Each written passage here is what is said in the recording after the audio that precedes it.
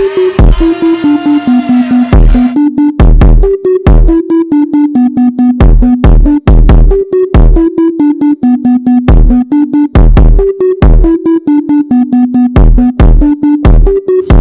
to BearatNight podcast with your host, Jurassic Parker.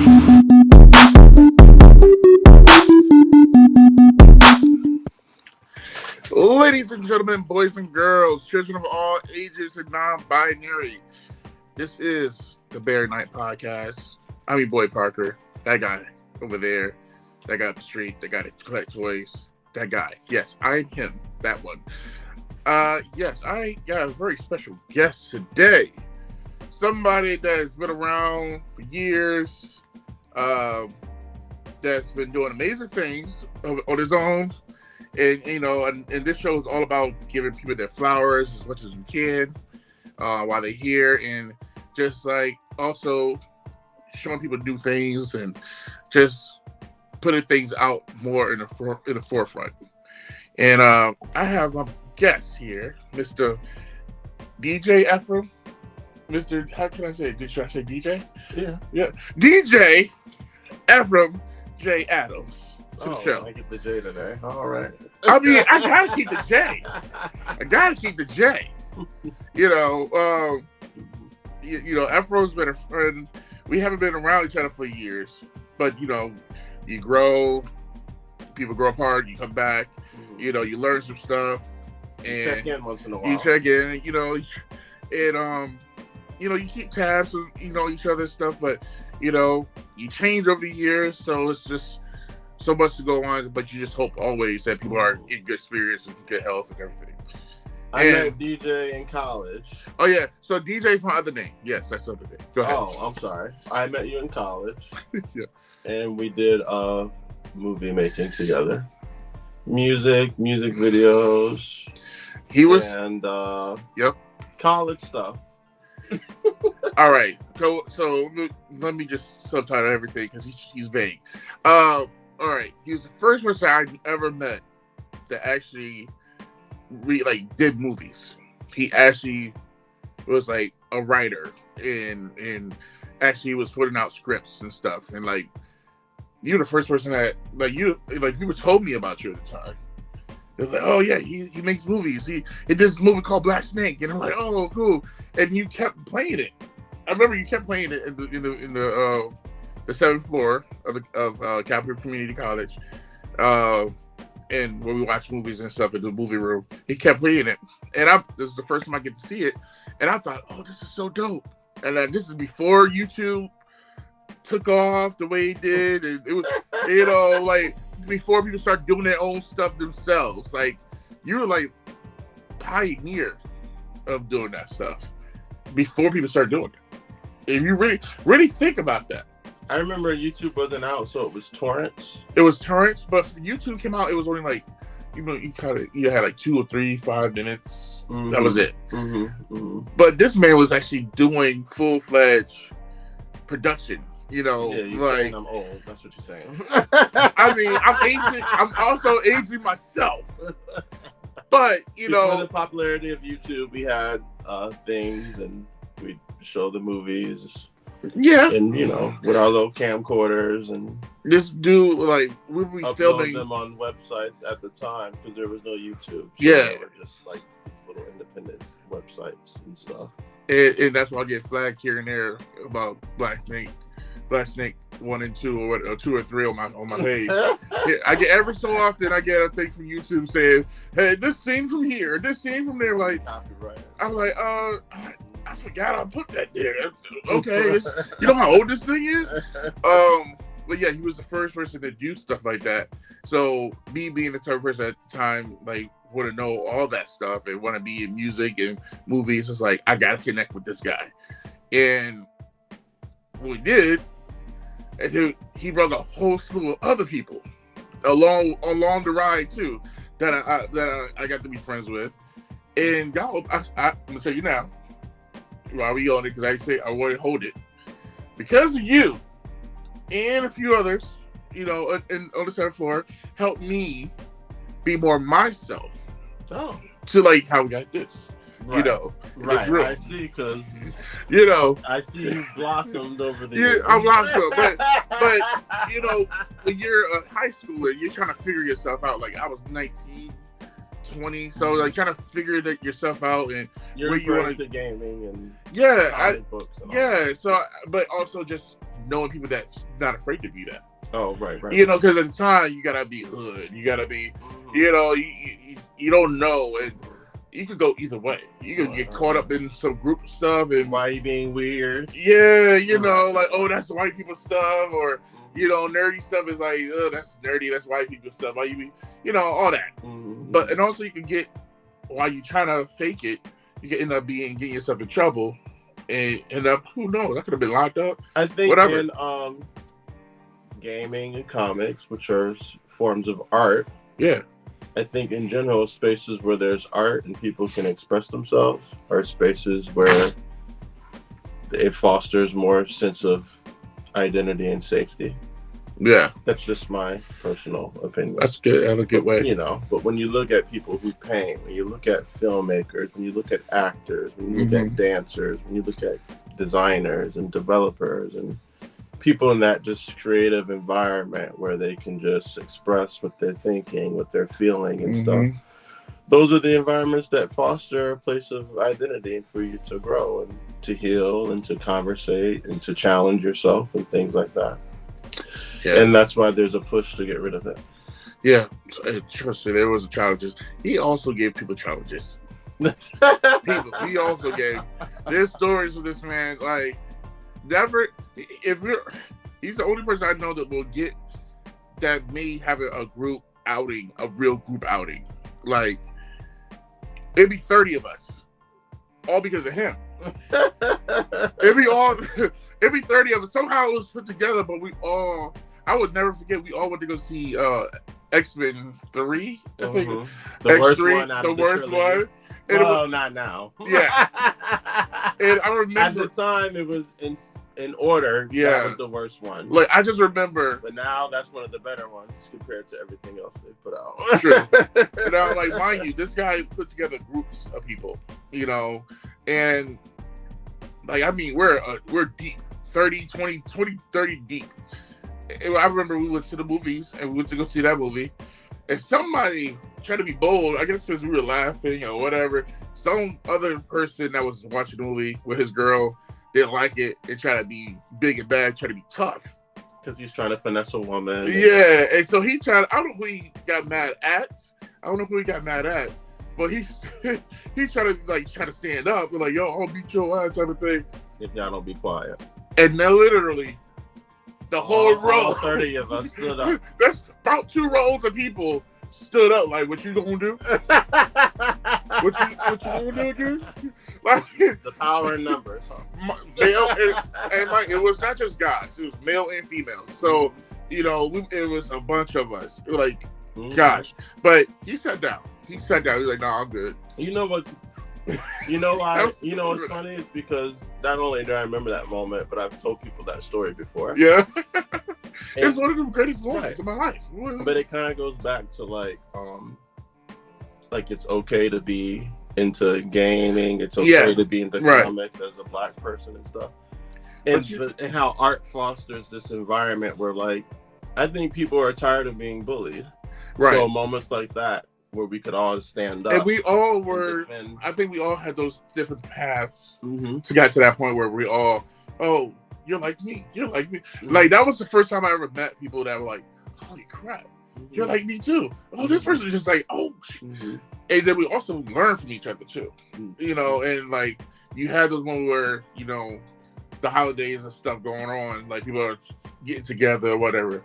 All the moments when we, like, at your house, you know, doing the shooting of the movies and stuff, and just like doing that, and every time was fun. Like, it was fun. Like, you know, sometimes it was cold and we had to be outside shooting something, but if it was in the house, we were good because somebody gonna order something. We had our little wilding out moments. We had a camera to give us a TV show at the time. It would get high ratings because it was funny stuff. And then the parties we got kicked out the hotel parties that we did, we got kicked out of. Those was Right, fun when you're in too. college, you have hotel parties illegally. Yeah, and mind you, like I said, 30 people. Mind you, these parties were like more than 30. It's more than 30. I still have those pictures, like of just all of us in the group, but it was like the best time. Right. It was just so many of us. Good times. Oh, so young, so young. Putting the mattress against the door so we don't make too much noise at the hotel parties. It was great times. But like during all of that, having all those fun times, it got to be with all these different people from different walks of life. Like I learned so much, and it, like I said, helped me grow. Because when I went back to the hood, like to my neighborhood, which is not even the hood, it's just neighborhood, but I was just like, I was so disconnected in a way. I was like, no, I'd rather be back with my guys over here because I feel more at home with y'all, because y'all get me. I don't gotta pretend, all that stuff. But like we all grow and get older and stuff. So, right. So just a little punchline. Yep. Black Gamers United is this black group. Yes. Of gamers. Homegirl Melissa Barnes. Shout out. Barnes. It's a group on Facebook where black people into gaming can come together and network and build community, right?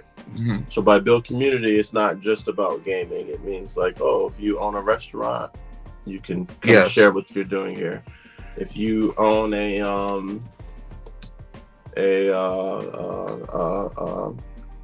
lawyer agency or something, cool. If you're a writer and whatever you do, cool. Because at some point, all those elements are going to have to come together to create something. Right. So, all right. So now, knowing this guy, so influenced by like, Xena Warrior Princess and all the Buffy episodes. Like I love me some Buffy and Angel. I thought I knew all my stuff. He took the cake over that. But like what was it? Janet Jackson. Oh, Janet Jackson. Yes, he loves from Janet Jackson. So it was like all those things. So you never thought I was gay back then? No. That's what came out to. That's what it is. Yeah. I ain't never thought about it. I'm like literally oblivious to all that shit. Right. But it's just like. So when we were in college, I wasn't out of the closet. No. So he didn't know I was gay. I'm sure you suspected once in a while, but he didn't know. Like I wasn't open about it. I was never a thing for me to. I don't know. To me, like because we were both weird. Yeah, I just thought So I'm everyone's just a weird guy. That's it. I'm being a geek.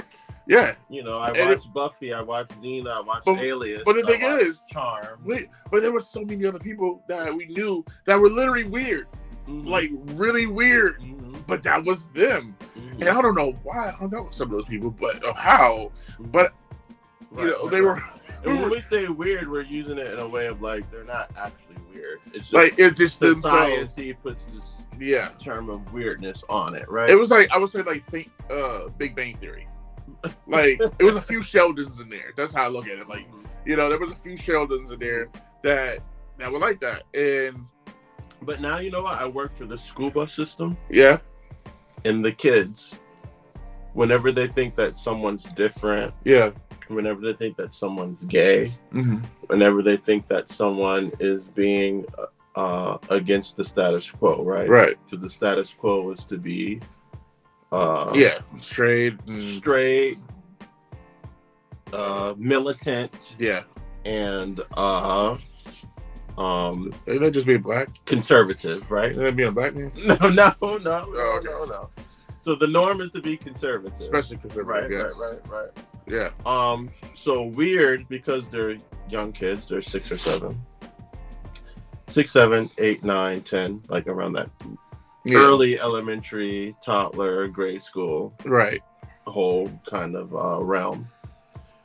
So they kept saying on the school bus, "Oh, you're being weird, and stop being weird." And I'm like, "Who do they keep talking about?" Weird? And I'm like, "Oh, it's the boy who I know is gonna be gay when he grows up."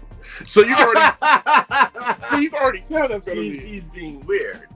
Because they don't have the language yet to say that he's being effeminate, he's being soft, but see, that's the thing. Gay, but you could, I still, to me. So their word for gay is weird because they don't have the language yet. Yeah, but I also look at being effeminate, because you can have predominantly more females in your family, and you like all you have is your surroundings is female. Mm-hmm. So you take on some of those traits after a while, because that's all you know.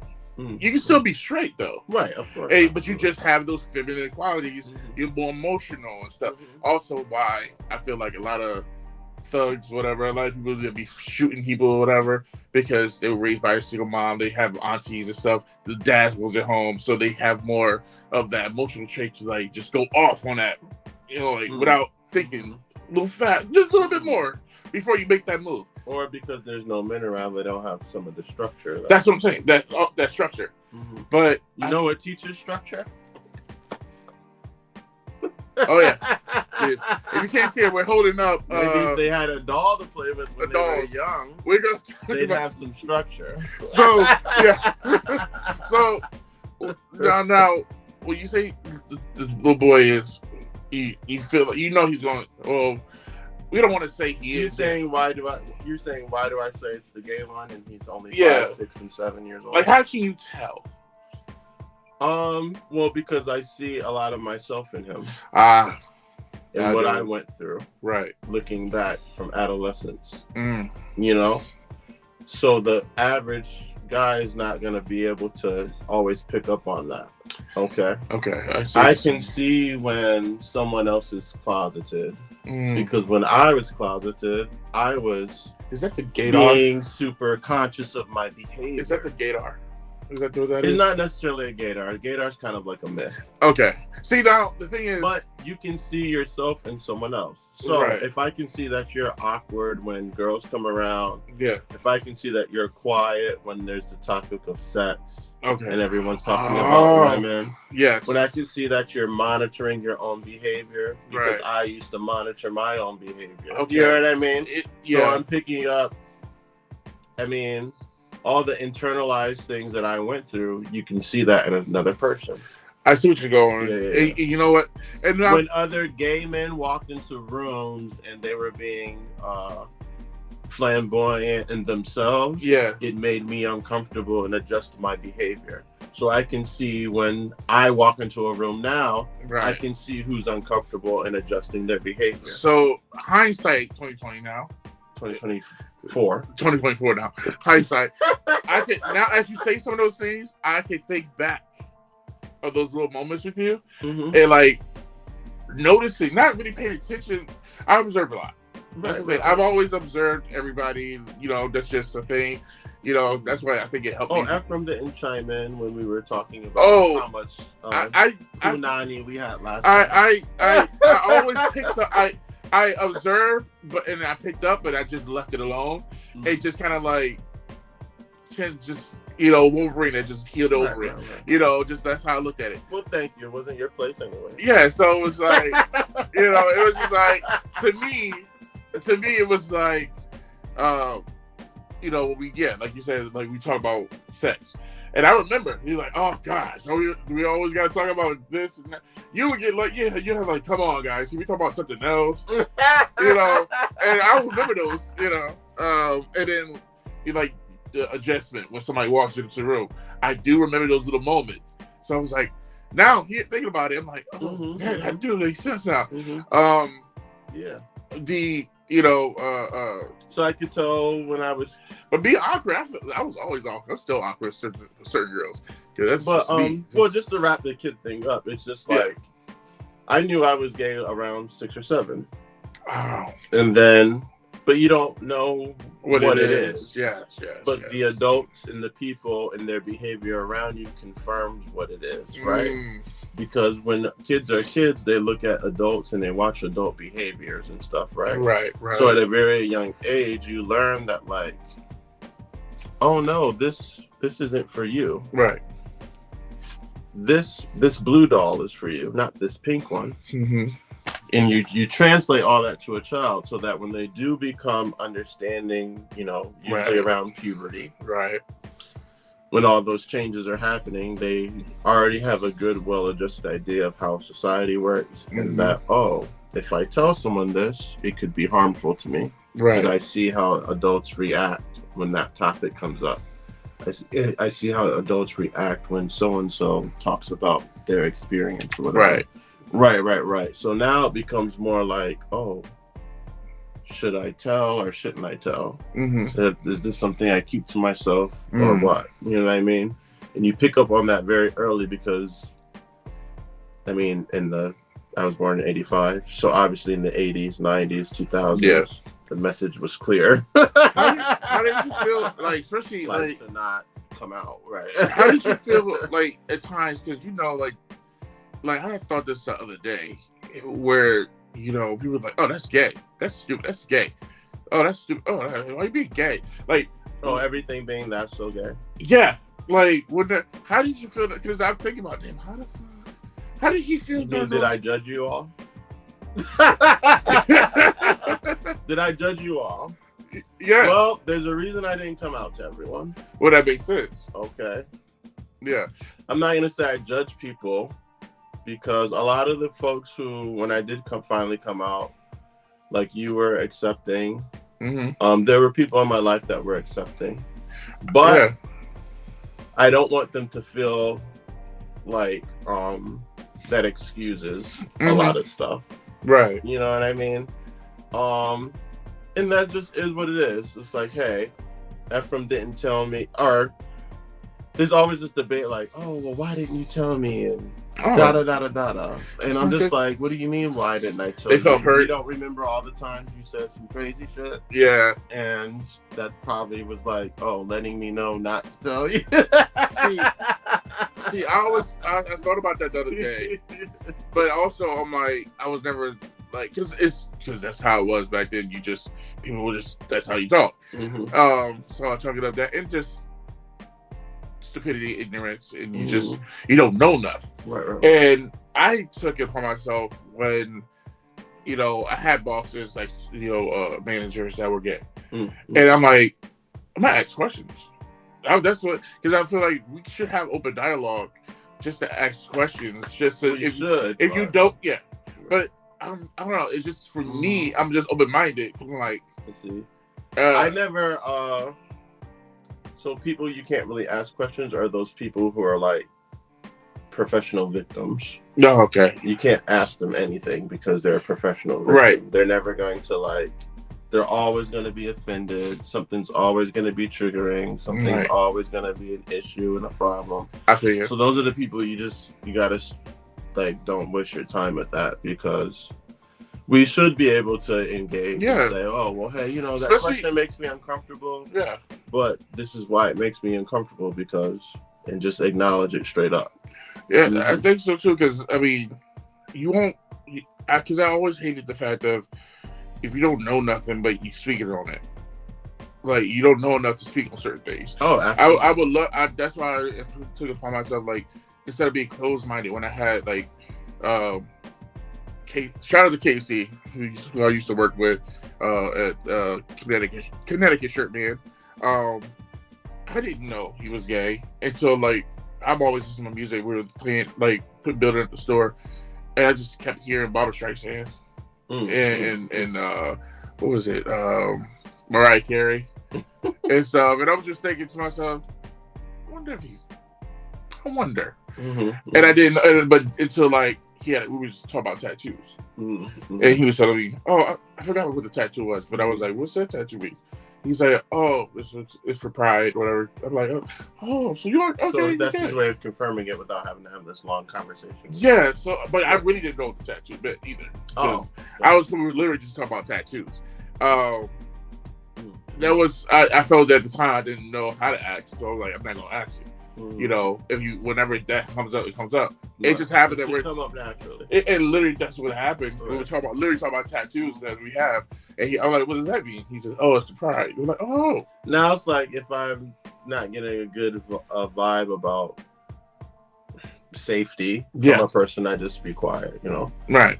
Yeah. Recently, I was on the bus, and one of the drivers was like, because you know I'm of a certain age. Mm-hmm. So when you reach a certain age, people expect you to be married.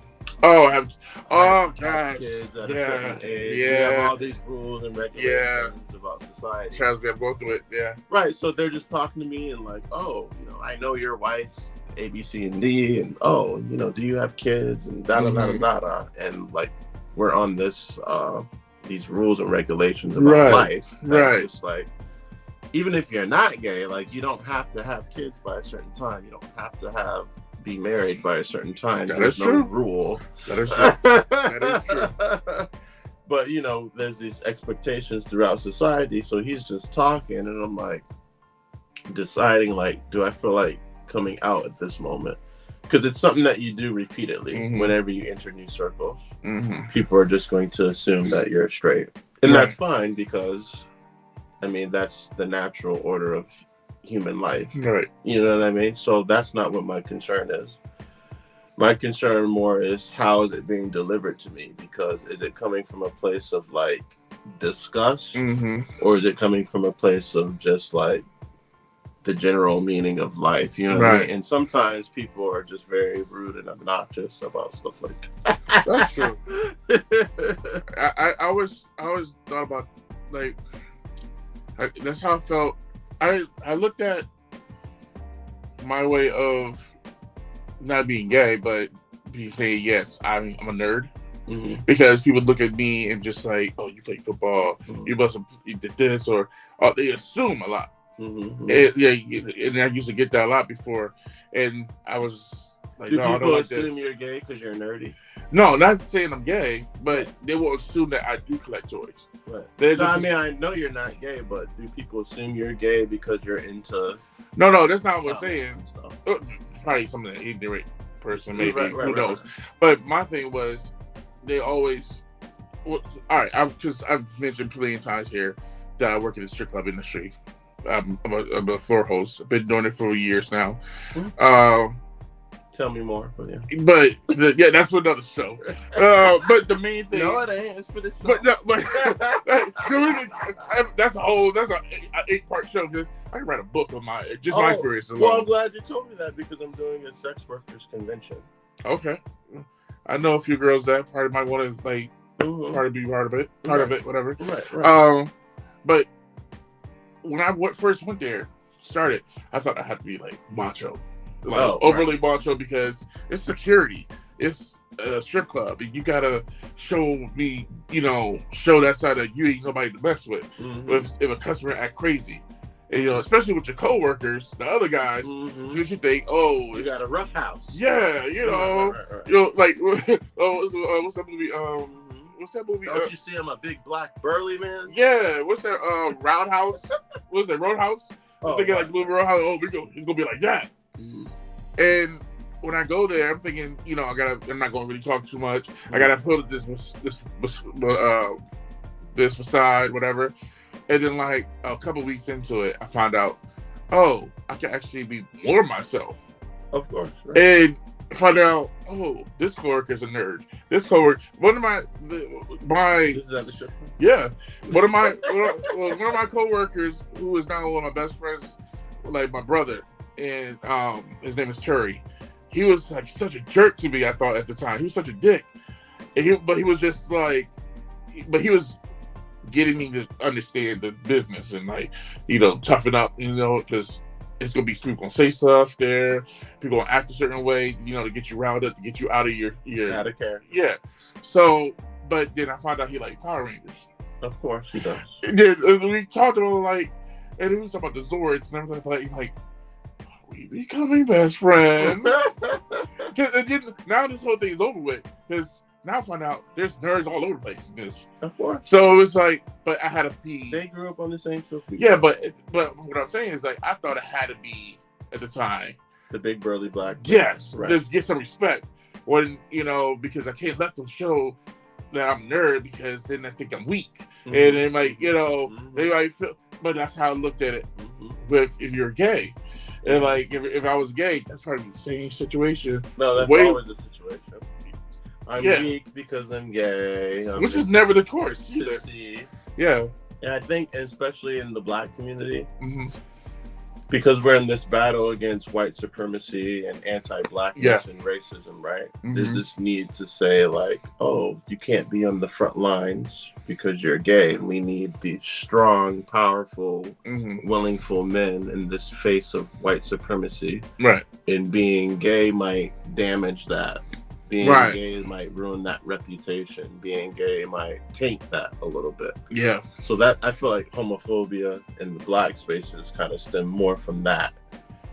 You know what I mean? Yeah. So, we can't have you up there. You're a sissy. We need a strong black man to feed off these white folks. Yeah. But they look at that as the elite and all that stuff. Right. But it was one of those things where fight off. Yeah. So with this, how I look at one of those type of things. So when it came to like going back to like when I found out, well, now we find out like I don't even think you said anything to me really. It was just you just put it out there, but I already knew. Oh well, when I came out, I put out a music video. Yes, but honestly, before it was I already knew something. But I was just waiting for you. I think me and our other friend Megan, we were just waiting. Oh, okay. Good. We were literally just waiting because one, it was a moment where y'all went to go see Janet Jackson. Yeah, Janet Jackson. And to her, you don't know this, but the couple of the people that y'all was with, there was I think some other guys there, Gay Ben or. So. Oh yeah, I did go see Janet Jackson. Yes. So they put Megan is a friend of ours. Yes. Growing up, right? It would be great to have her shit. We saw Janet Jackson, the legendary, iconic Janet Jackson. Give Janet Jackson her flowers. Yes, all that. Just as great as Michael. Yep. She is. She's not a Reedy. I tell you that. She's not a Reedy. I think people give Janet a hard time. No, you should not give her a hard time. Janet is the GOAT. She's all about. She can still sell out any crowd without an album. When it comes to dance, when it comes to like Motown and breaking barriers, and I love the fact that she's a mom now. Even more black families on television to break those barriers, and Janet is good in acting and expanding her brand, but also Janet, very few. This is how I knew, quote unquote, pop stars. This is him as him talking about Janet. Is one of the reasons why I kind of already knew he was pretty gay a long time ago. This is what I knew because like everyone liked Michael, and I liked Michael. Yeah, but because I'm gay, yes, I did relate more to Janet. Which is fine. I'll tell you why. Janet, well, Michael did too a lot too, so I can't take it from Michael either because they're both very socially conscious pop stars. I hate the term pop stars because, anyways, icons. Pop is not a real icons, genre, but anyways, musically, they're very socially aware, socially conscious, and they send this message about equality a lot. Equity a lot, ending racism a lot, ending poverty, help the children and free the world and all that. So I gravitated to a lot of that subject matter when you're a marginalized part of a marginalized community. Right. You gravitate towards these messages about healing the world and doing justice and fighting for what's right. Exactly. And because they have a lot of music about that, yes, I genuinely gravitate towards Janet, but I also gravitate towards female artists in general. Yeah. Because it's less toxic. Yeah. And so when you're gay, you're not really looking for a lot of the things that guys tend to sing about, which can be toxic sometimes. Well, that's always machoism. That's why I always listen to R&B because it was less, like you said, toxic. Like I didn't want to hear much. But even to this day, I don't want to hear a bunch of stuff about you shooting people up. Right. I don't find the thing. Like, don't get me wrong. If I'm in the gym, that's fine. Hardcore rock, all that stuff. And I have my moments when I want to hear about smack a few hoes. Yeah, but DMX here and there. All of me. Doesn't speak to me. No. Sometimes I just want to hear about. Just give me something grown and sexy and mature. Exactly. And it's just. Janet spoke to that. Janet spoke to that a lot. I get it. Now, who was saying with the Janet and stuff, but they, for what I'm saying, yes, they put her aside. They put Megan aside. like I think y'all was, if I can remember, she's saying, did they pull her aside when y'all was walking to the car? What, this is at the Janet house? Yeah, after, I think it was towards after or whatever. But they pulled her aside and said, "Hey, does he know?" And she was like, "Know what?" She was like, "Really?" It's like, does he know that he's gay? Of course I knew. But the thing is, you didn't put it up there for everybody. No, nobody. But they knew. Of course. But they just thought maybe he doesn't know, or maybe like, yet maybe he's so in there that he doesn't notice yet. But they were like, I wasn't ready to tell him. But they were concerned that they were cool, but they were concerned. It was just like, does he not know? Yeah, but that's how. Oh, okay. So when I found that out, I was like, oh, now everyone's so concerned. So, but no, when I found that out, when she told me, I was like, I thought about it some more. But that like, confirmed it. Oh, my love for Janet Jackson, of course. I mean, that'll do it. That'll do it, I guess. I just never knew. I never knew anybody goes so hard about Janet. That's of course. The divas are always been a sign of queer liberation and freedom and stuff. So if you look at J-Lo, she got a bunch of gay Latino men, and Shakira's got a bunch of gay Latino men, and Beyonce's got a bunch of gay black men, and Madonna's got a bunch of gay white men, and Janet's got a bunch of. One thing about Janet, though, she has a very variety of a crowd. Yeah, because her music speaks to a lot of people. And she's global. Right. She's literally global. I'm sorry. She's way more global than a lot of those artists. Mm-hmm. Like, well, besides Beyonce and Madonna. And I mean, that was a different era of fame. Like a lot of, I would say she's more global. The artists today are not as global as they think they are. You know, but all right. But do you have any games with Michael Jackson on the soundtrack? Like any of the ones that he did, the Sonics and stuff? No. Okay. Gotcha. I mean, I know he did Sonic stuff. I did, which I was surprised about. I know he has the Michael Jackson game on like Super Nintendo or something. Yes, dude. There's an arcade in Red Bank, New Jersey. I would love to go back there. I need to go back there. It's called man, Michael just infiltrated It's an arcade place where it has all the systems. And dude, when I went there, I can't say infiltrated. He dominated every lane of. It's Moonwalker. Right, Moonwalker. Yeah, they had. I always wanted to play it. I had the game on Nintendo when I was a kid. I loved it. And then my cousin broke the system, so I could never play it again. No. But they had the Moonwalker arcade at this arcade in Red Bank, New Jersey. Never seen it before. And I played it, and I was like, "Oh my god, this!" And then when he died, he had another comeback with the video games, the McDonald's, the Michael Jackson experience, and all that stuff. Oh, that was a fun game. Yeah, that was a fun game. I remember playing it. I've never seen anyone in music really like Michael Jackson toys, Michael Jackson video games. Well, no, not just the music videos. 50 Cent had a video game. Oh, I heard that was good. Yeah, I mean. I never played it, but I mean, I just never seen that level of like sensationalism around a human being. There's not a lot of sensation, like I guess there's not a lot of artists that would like shut down a mall. Right. I don't. Do you think it's possible now? Beyonce, maybe. Right.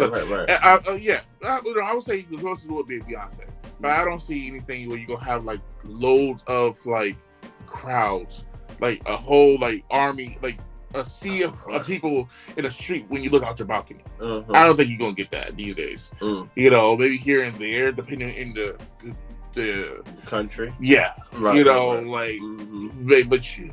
Yeah, I don't think that Michael Jackson's the only person that can shut down. I won't say that level, but I don't think that kind of fame would be, because everything's online now. Yeah, and you're just like, no. You know what? They're watching it from online. Oh, right. Like, is it recorded? I can see that amount of people tuning in to something. That's it. Once.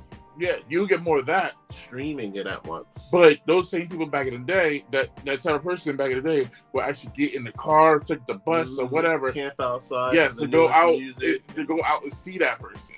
It'd be different. It's a whole different thing. Like, I just been put on the Jungkook from BTS. Oh goodness, they're so popular. Megan put me onto him, and I've been listening to his Golden album every fucking day. Okay, it's really good. It's got a mixture that night. Asian pop. It's English. It's all English. Oh, interesting. But it's just like, I'm in a whole BTS K-pop world now thanks to her. Oh, you late. I already have that moment. I've been like, no, I'm good. I'm good. I'm all good with that. But the artist, I'm gonna brag. I was on my Yutada Hakiru. I was on my Name a Muro. I was on my Boa. Yeah. I would female K-pop. But I know like K-pop 21 CL. Like I knew about them. Korean pop. But I think I worked too much, and then I was just like, I just stick to my podcast. It was my 90s stuff. But she put me onto it, and I just haven't been, especially the video of him and Usher. You know, you got Usher. Oh yeah, I saw that with him. Standing next to you. That was nice. That's good. That was fire. Come on, we forget how iconic Usher is. So a quick plug, I have a website called Model Minorities. Yeah. And on it is a way, it's like a feed or a forum. The modelminorities.com, something like that. So I should know it. You should. Because I'm still working on it. Okay. I get it. You know, it came to me during all the Stop Asian Hate. Oh, yes. So, you know, it's a way for Black people and Asian people to connect and discuss our differences. But you know what? And then connect and kind of recap over the good times that we've shared together. But that also, a lot of that hate back and forth stems from colonialism years ago. Of course. You know, that's where it comes from.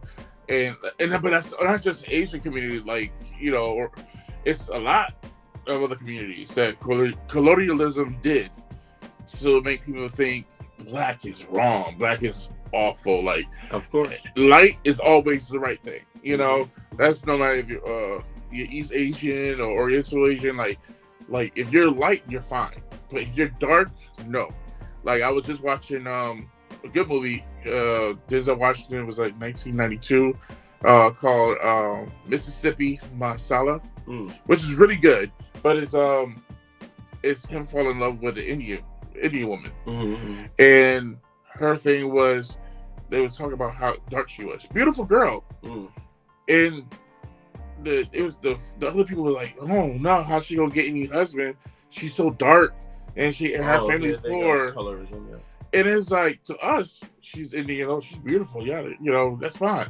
To them, oh, she's too dark. And I'm like, that's that stuff that people have been talking about for years. Yep, there's colorism in the Asian community. It's a lot. It sucks. You know, if you go. So my website is themodelminority.com. Themodelminority.com. That must mean this is going to come up again for me in a couple of right, because okay.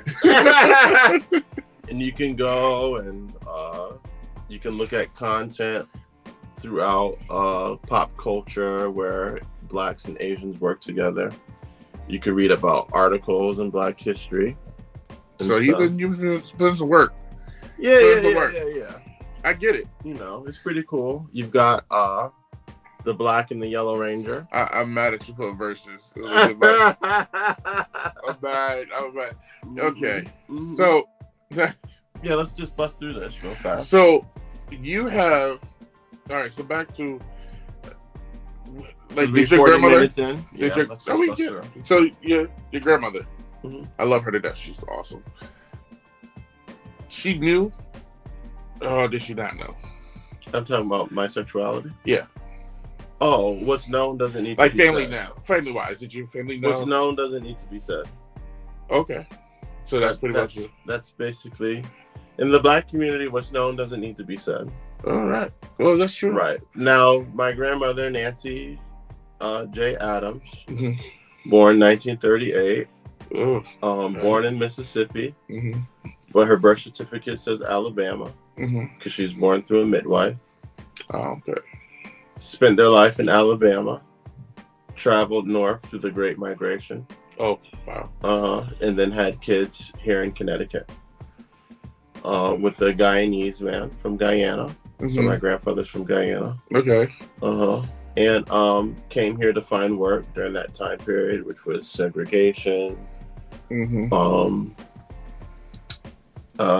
the lynching of Emmett Till. Yes. No. The crack epidemic, Should have where do they all put the drugs epidemics in the black neighborhoods. They put all the drugs.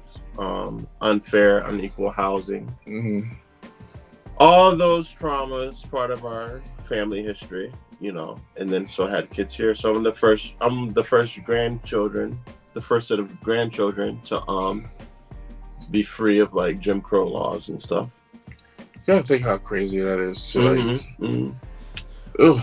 So right, she marched on Washington to make Martin Luther King's Jr.'s birthday a national holiday. Wow. So a lot of that pride is instilled in me. Proud Negro, you know, that was the term at the time. Right. A lot of good family history. So now when I see a lot of the stuff that I'm involved in the community, it's not as surprising to me as much, because I think that truly, I think genetically activism has been passed down. I don't know if that's possible, but that's just how I'm gonna work. Now, if you would have told me years from like back then or whatever, like what you'll be like now, like doing. Oh yeah, I would have never imagined that. No, like I'm like, oh yeah, gay, yeah, that's probably that's a given, you know. Mm-hmm. But I thought you still be like doing movies. I thought you'd be, because you were so much into. I do movies now, but just in a different way. Yeah, but I'm saying, but you were so much into like the writing, because I still am, but in a different way. I don't know where it's at, but I still have Black Snake, the script. Black Snake 2. Where was still have Black it? Snake 3? Yes. Where is it? I don't know. Someone has it. I don't know where it's at. It's lost. I think it's like with a bunch of my other stuff. Like when I move, I make sure to keep it. Good. Because I need a copy. It might. I might have to scan that from you. It might cost you. Might make me some money one day. I figured he gonna get famous for something. I'm gonna need to keep this. Black Snake is a urban martial arts film. I'm not a huge fan of the word urban, but that's the way to describe. Well, that's how you had to do it. Well, this is my latest one, Black Art Hills. Okay, this is a documentary I shot during the pandemic. How was that? It's about 6 Negroes on a tour bus, traveling 10 cities during the COVID pandemic, in the Donald Trump election. Oh yes. Well, not the Donald Trump election. The Donald Trump. What was the past election? So, right around the January 6th attack on the Capitol and all that. Yeah. So we visit 10 Black cities during the pandemic as Black artists, creatives, and we just go and see what's taking place out there on the streets. No. And then we collect all the data and we say, well, how can we come back to the city of Hartford, Connecticut with this information and improve our own city as far as racial equity and stuff. But it's called Black Art Hills because a lot of it is based on art. Right. And how people were expressing themselves at the time while this global infection is taking place, how this racial reckoning is taking place, and all this isolation is also taking place. So it's just this mix, and this election that's taking place, which is very crucial, and it's one of the most like traumatic but healing but exciting times of my life. Right. And it's on YouTube if you just want to watch it. You being an activist is so interesting to me because, like, there was a time where they didn't want to be like seen like that. Like, he'd be out there, you know, directing and stuff, but he was trying to be out there with the crowds and stuff. Like, he wasn't trying to do that, you know. Well, I struggle with the term activist sometimes. Yeah, and I feel like it's a strong word, and I don't feel like what I've done has like changed laws. It hasn't like you haven't done that but yet. It's done impact in a different way. But you haven't done that yet. It's yes. So right now I'm settling for advocate. Okay. I'm settling for advocate and I'm settling for visionary. But that's the other word is up there on the table when it gets there. Time comes. Yeah, because I mean everything takes time. But what you're doing, what I've already seen, is already it's one work that a lot of people have done. Oh, thank you. Yeah, we'll push this out. Well, that's Black Art Hills on YouTube. You can search it if you want to watch. Yeah. It's a good way to like. It triggers when people watch it. It triggers this timestamp within us that everybody can relate to. It seems like, you know, you have those turning points throughout history. So like we had 9/11 that like kind of changed history. Right. This pandemic like changed history. And when you talk to people, they're like, "Oh, was this before or after the pandemic?" And they're like, "Oh, it's before the pandemic." Sometimes, or it's after the pandemic. It's like that's their way of time change. Sometimes I feel like it was like the blip happened for real. Like that 2020, that whole thing was like to me the blip, because I feel like everything lost. We lost a lot of time and everything during that time frame. So when you think of like going over the years, you kind of skip it in a way, or you just like those 2 years, like, oh yeah, that was during that time. You know, people get older, all that stuff. If you're listening, I'm showing him a picture of a painting I drew. It's just of some ganja, some weed. Yes. And it says April 20. And I just painted this because marijuana was being legalized at the time. Yeah. And that was my way of expressing myself. I just found out that there's a... I just found out the other day that there was a cannabis shop. Oh. At the Parkville station. Of course it was. I did not even notice that until I parked over there, so I could go to the food mart, the marketplace. So I did not even know. Well, for me, it was about honoring our ancestors who basically all were died and incarcerated for possession of marijuana. I still think they should let those people out. Right. They not should only they let them out, they should pay them reparations. I mean, I look at it. It was illegal at the time. Yeah. So at least give them that. Like, just let them out so they need to clean their record. They need to give them some reparations. And the only reason it was illegal is because they couldn't profit off of it. Now that they can profit off of it, it's... it's just like prohibition. It's prohibition, same thing too. So I ended up recording a song, April 20. So what do you like doing more? Because I remember, yes, you're still doing music. So what feeds the hunger now? Like, is it... I look at it a little bit of both, or what? Well, I look at it less as being a filmmaker and being a musician and being a painter or whatever. I look at it less as that now. I look at it more as like storytelling. I like to be a person who can tell stories that are like resonate with people. Would you ever? Because I'm still waiting for you to make some books. Well, yeah, I thought about making a children's book because you got really good skills in like depicting things and painting the story, you know, verbally. Like, you're really good at it. He's really good. Like I said, with the script that I had, I gotta find it, but he painted everything out so perfectly that I was already like enthralled and wanted more. And I was like, it wasn't the final. It wasn't in the final product. We didn't get that. We didn't have a budget. But you want to see an illustration? Yes, sir. For a children's book. This goes with a children's book. But I always thought, definitely, I could see you being an author, you know. Oh. Well, the children's book I'm working on now is because recently we had the 25th anniversary of this holiday in the gay community. It's called Transgender Day of Remembrance. Okay. That's another thing I was going to ask you about. And it's basically like a day of... a day of remembrance for those that we've lost to transgender violence. Right. But those who are the people who are at highest risk of anti-transgender violence are usually Black trans women. Because you've got being trans and then you've got racism on top of being trans. So right. I would love to get a trans person on the show just to, like we're talking now, because they don't have to be trans just to talk about it. I mean, no, but I just wanted to get that point of view, like, and like, so it's just all like education, right. You know, because I feel like I would like to have that representation. Of course, the right representation. But they have to be qualified. Just them being trans doesn't mean that they're telling you information that's like, you know how we say like, oh, we should support Black-owned business, right? And then people just throw their money at Black-owned businesses, but they have to be good Black-owned businesses. Oh, so you mean like a qualified Black-owned business? Yes, so I get just that. because a person's trans or just because a person's gay or lesbian doesn't mean that they're the expert on those topics. That makes sense. Yeah. Yeah. Because because I'm still learning. That's the one thing I'm still trying to figure it out. Trying to understand that part. Like I can understand certain things. So if someone says, with there's this victim narrative, like, oh, you're not gay, so you'll never understand. You don't have a right to talk about it. So that's like some very victim point of view to come in, right?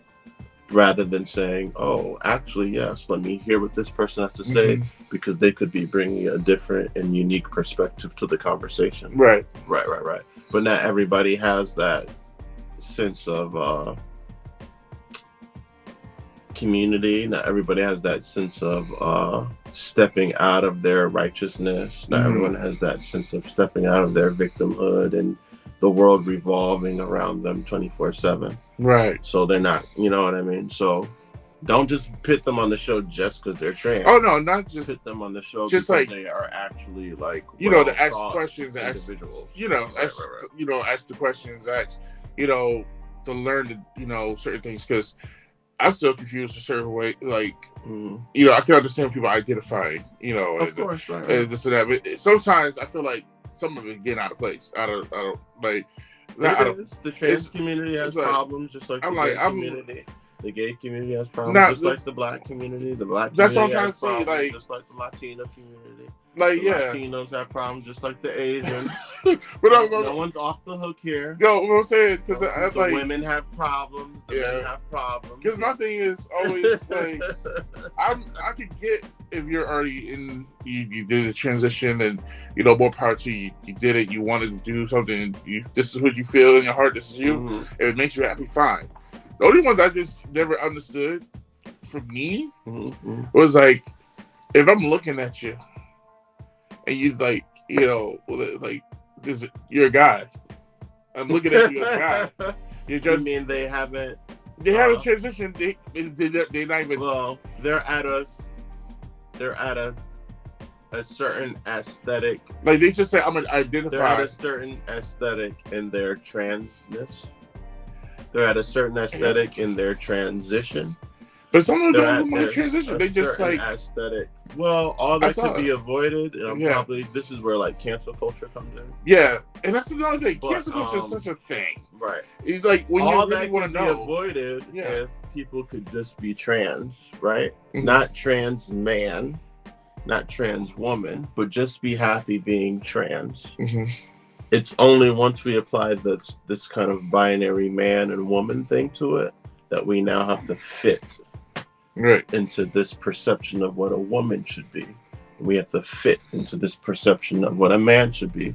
But we already have man and woman, so what's wrong with just being trans? It's funny too, because I just want people more. I just try to be more. Well, everyone to be more transparent. That's transparent. See that? Yeah. The whole point of being the trans, honesty, with everyone. The gay community hates when I say this, but the whole point to me of being trans was to transcend gender.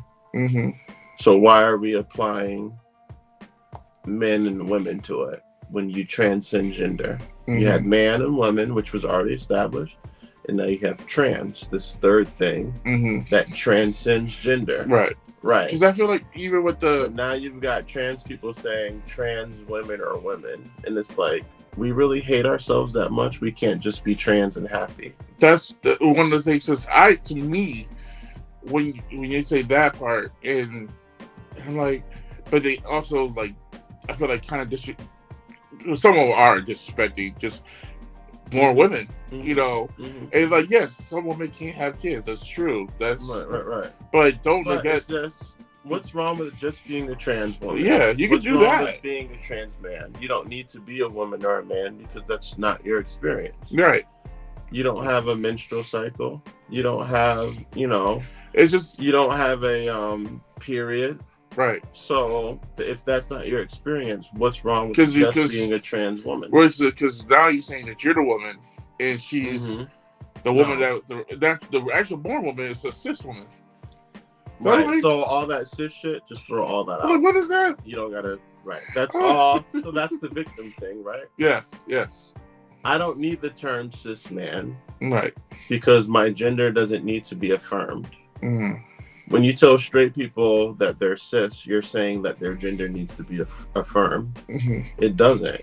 It's for trans people to navigate through this affirmation thing. If you need your gender to be affirmed and you need to be a trans woman, right, then do that for you. You don't need to apply that to someone who's not struggling with their gender identity. Right. That's just... And cause I look at certain things and I observe, and I'm like, so when people are like, when I see a lesbian and she's the dominant one, she's the male. Mm-hmm. She but she take on that male role of being the macho one. She expresses masculinity. Yeah. Trans masculine. Yeah. And then and it's the same thing with males. They pull both roles and do the same thing. Mm-hmm. The guys, the male and the females, when they're gay, they take on those roles. But then I notice now, just in the straight world, like they say, "Oh, you're too masculine," so you can't be too you can't, because now it's toxic masculinity. But then again, if you don't do certain things because you want to be perceived as toxic masculinity, now it's like, that's why I'm having a dog. Yeah. This is why this is gonna be important. This is gonna be cool because now when you don't want to show that, you don't want to be toxic. Now it's like, oh, you're a punk. Well, let me show you. This soft. is a flag. So it's like all confusing. That's why I think the dialogue is always needed with everybody. Absolutely, it's absolutely needed. And this flag is what? So this is a flag I designed. You designed this? Yeah, I designed this flag. Okay. So you make flags too. Well, I didn't mean to design this. It was needed. He's a jack of all trades. Okay. No, wait. Look, okay. I'm a visionary. Visionary. Okay. This flag. Well, we have a transgender flag. Okay. Which is just pink, white, and blue. Okay. Okay. Boy colors, girl colors, and neutral colors. And there's nothing wrong with that flag. It's actually very pretty. It's beautiful. And it represents this, society's concept of gender. Mm-hmm. Pink, blue, and white is neutral. And we like that flag, Yeah, I have no dislike towards that flag. But because Black trans women specifically are usually as the most when it comes to anti-transgender violence, right? They're the ones who are killed the most. People never, a lot of times the killers are never found. They're at high risk of domestic violence and abuse and stuff. Okay. Now that's not every Black trans woman's story. Right. But, when it just comes to documented cases, we needed a holiday 25 years ago saying, hey, these girls, they're being killed, they're being murdered, we have to do something about this. So they came up with Transgender Day of Remembrance. So I never knew this. It's never... Right, because it's something that we as queers, it's amongst ourselves, which is fine. Okay. But so I live in Hartford, Connecticut. And I'm born in Hartford, Connecticut. Right. And I'm a Black man. Mm-hmm. And Black bodies are important to me because obviously I'm Black. Exactly. Right. So that on top of me also being gay, and a lot of my mentors being trans women, Black trans women for the most part, it's like these things hit home for me. Yeah. And what no one talks about is the irony that the girl who was killed in 1998, which Transgender Day of Remembrance is built on, she wasn't the only murder. There were murders that led up to her. No, but she's kind of like the George Floyd. Oh, yes. Where there's all this police brutality leading up to George Floyd. Yeah. Where there were all these trans murders, usually trans women of color, leading up to a girl named Rita Hester. And Rita Hester is actually born in Hartford. Okay. Right. And every year, the gay community celebrates Transgender Day of Remembrance, right? And no one really talks about how Rita is from Hartford. the city where I live, the city where I'm a Black person in Hartford, my people being killed. No one talks about that. So it was the 25th anniversary, and I was like, oh, this is still happening. Black trans women are still being killed at the highest rate. We're doing this memorial event. Oh, we need a flag that represents us. Yeah. So instead, well, I just put a bunch of black in the center. But it's a dope flag, though. Well, thank you. Right. It's a dope flag. Now, it's familiar to the gay community because this little triangle. Yeah. We have a rainbow flag that has the black, brown, blue, pink, and white triangle in it. Except usually the rest of this is the rainbow stripes. Right. Okay. So I just kind of took what was already familiar to us, not straying too far away from home. Right. And putting the triangle on both sides. And then in the center of the flag, it's kind of like an hourglass. Kind of like the essence of time. I see that. I see it. So this is the Trans Legacy Flag. And it just says, you know, it's honoring our history and everything we've been through, especially as being Black bodies. That's amazing. This is like, then the flag ended up going viral, and then it ended up being raised on Pratt Street downtown, and then that ended up on the news, and then that ended up at this art show I was having. This guy's making changes. He's really being bashful. But I didn't mean to do it. You didn't mean to try to make a change in the world. I mean, I meant to make a change, but I didn't think that it was going to see the like you're underselling yourself. Recognition that I got. You're really underselling yourself, bro. Oh, okay. You're like, you're just like, he's doing all these little things, but actually winning at the same time. You know, like, you're winning. You're doing great things. And you're doing things that... Well, all of us are winning, you know. Yeah, but you're doing something, but for what you're doing, you're helping, like, that little boy on the bus see those things as he gets older, and it helps him, and then, you know, and other kids like him, and other people who probably, who's not there yet. Right. You know, you're giving them something to look at, because not everybody had that, you know. You know, so it's just like you're opening that path, you know, like that doorway. Well, I hope so, but it helps me too, Hill. Yeah, it helps me because I struggled a lot too. I didn't always know what being trans meant. I always was biased about gender. I had my moments of transphobia and not understanding, you know. But all this has helped me get some insight. And then a lot of this has helped me see what's kind of wrong with the trans movement too, as well. Yeah. And like, some of the things that I kind of had to step back from that I could see being kind of like counterproductive, you know, for us as a whole. So see, I didn't know too much about things. Shout outs again to Casey. I didn't know too much about trans, and I like because he put me on to RuPaul Drag Race. I thought he was Casey? He was my coworker from Connecticut shirt man. One of my old trans man. No, he's a gay man. Oh, yeah, a gay man. But he watched RuPaul Drag Race. He put me on. I never watched it at the time, and I'm like, oh, this is pretty good. Okay, it's funny. Okay, cool. I didn't understand drag. I thought it was trans. I didn't get it. He put me on game about the whole thing. Drag is like an expression of gender. Yeah. And gender expression. And I didn't know that you could actually be straight and you be female and do drag too. I didn't know that either.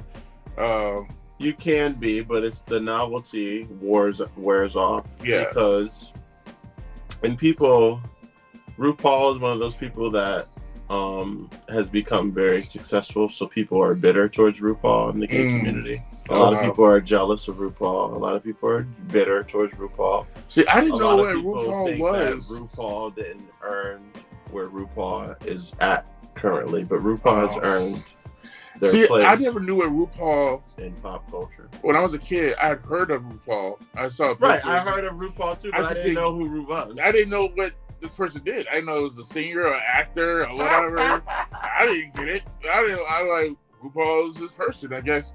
It's just, all I knew was the name. And then I also saw when he's not in the makeup. And they're like, oh, okay. But still, you can't put two together. I'm being time conscious because we're like an hour in. Oh, yes. We're here an hour. But here you go. What's this? Ephraim Adamz Uprising 1969 on CD. Well, right, because no one listens to CDs anymore. But this is music I made during the pandemic. Uprising 1969. Ephraim Adamz, but it's designed after the what logo? Oh, I know you're talking about parental advisory. No, it's designed after the Black Lives Matter logo. Oh, I thought it was parental advisory. You know, the Black Lives Matter with the white and the black. Oh, yeah, I guess so. I can't stand I thought the concept was parental advisory looking like. When you Google Ephraim Adamz Uprising 1969, you're gonna see this logo album cover that embodies the influence of the Black Lives Matter logo, but it's pitting 1969 Uprising because that was also the Stonewall riots. And the Stonewall riots is when police officers would come into the bars, the gay bars, and beat the crap out of the gay people. Oh, jeez. And police brutality is why the following year after that happened, they started having pride festivals. It's like the modern liberation front of pride is based off these moments of police brutality. Like the Compton cafeteria was another riot before the Stonewall riots. It's where the police went into a cafe and beat up a bunch of trans women. Okay, so you have a similarity there, right? Where it comes to black people and the police, and gay people with the police, right? So this is music that kind of like combines both and says, hey, this whole racism thing is nothing new because, hey, you gay folks, we went through it too. Right. Let's make the connection so that we can work together in this. But of course you have racism in the gay community and no one wants to work together. Jeez. That's a lot to unpack there too. Jesus. There's more within the groups. Yes, all that whole rainbow thing is fake. Oh my gosh. Nope, we've got genderism and sexism and misogyny and racism in the gay community. Yes, we sure do. This is why colorism, all the things. It's like the only thing in my head where like I always thought like when people would be like say things about black people, gay people and everything, and like why y'all keep like they don't never bother nobody. They be happy. Why, if we was more happy like that, we probably be happy fine over here. No, you say that, but I'm like that was always my take. Is like fake news. That whole taste the rainbow Skittles thing. Everybody seems so happy over there. Like why can't we be happy like them? They are free. They are who they are. Free in terms of our. They enjoy each other's we're aloof in ways that straight men can't be. Yeah, okay. Because then y'all will be gay. That'll be that so gay stuff. So we have a little bit more freedom in that. I can play with this pink doll. Oh well, he's gay, so that's gay. See, I think with me doing cosplay and doing y'all barely have freedom with this blue one. See, I think with me being a game like that, I'm not the biggest gamer, but being a nerd, so I can watch these shows and like the animes and stuff, and being a toy collector, it opens that window. Like, oh, I can say have a statue of a Sailor Moon, or and not looked at as any type of thing. Like, oh. Because he likes the anime and stuff, right. But no one's gonna think otherwise. Like, but I can do that. If I wasn't, then it's like, oh, you got that Sailor Moon, right. Like I don't get it. Why you got that? So, it had. You can put Sailor Moon in this room and blend. It literally will. It makes sense. It all makes sense, and I have thought about buying Sailor Moon. Yeah. But it all makes sense. Just want to say, do you think this man has done a lot over the years, and I'm just proud that you doing what you're doing. Oh, thank you. I wasn't always this way. It took me a while. Took you. Now, mind you, when like you came out, I was like, okay, cool, but I want to tell you, I did not want to unfriend you. on Facebook. So you didn't want to unfriend me? No, but you kept so you kept tagging me in the videos of butt shaking. And it is like I was so conflicted. Twerk bitch, you a bottom and all that. All that. And I'm like, I had people hit like, hey, what's this you tagged in? They're like, what are you talking about? I'm like, God dang it, Ephraim. Like, I was like, okay, Ephraim, come on now. Come on, man. You're like, you can add, you can do your thing, but you don't gotta tag me in it. I want you can promote, but you gotta tag me in support. I can support you. I will support all day, every day you for you. Want to see no gay shit. I can be like, okay, that's him. That's what he likes. That's over there. That's. But I don't need nobody to see that on my page. Right. Like, I'm not putting okay. porn on my page. You know, if you're an ally, you don't want your allieness to people think that you're gay. A little bit of that, I guess. It's okay. But also, but my thing is, I mean, it's hard to have a gay friend because then everybody's gonna think that you're gay, and then no, you know what? No, it's not. It's not. I think. Well, for the era I grew up in, looking back, yeah, if you had a gay friend, people assumed that maybe you're gay too. Oh, you down with that homo stuff and blah, blah, blah. And that wasn't right. You know, people should be able to support what they support. And I remember one time when I was coming out, or after I was out, I was doing this program where Black men, we post about why it's important to combat HIV, right? And I'm not HIV positive, but someone inboxed me saying, I can't talk to you now because you're HIV positive. And I'm like, when did I say I was HIV positive? All I said is I support people who are going through this. Yeah. And we need to see change. Yeah. But they assumed that meant that I must be HIV positive. Right. And that I'm supporting this because it's something that I'm personally going through. And I get that. Usually people do support things that they are passionate about or whatever. But it was like, it goes into that whole thing of like, oh, you can't support this because this isn't your, what you're going through. This isn't your identity. You don't have you can't speak on this.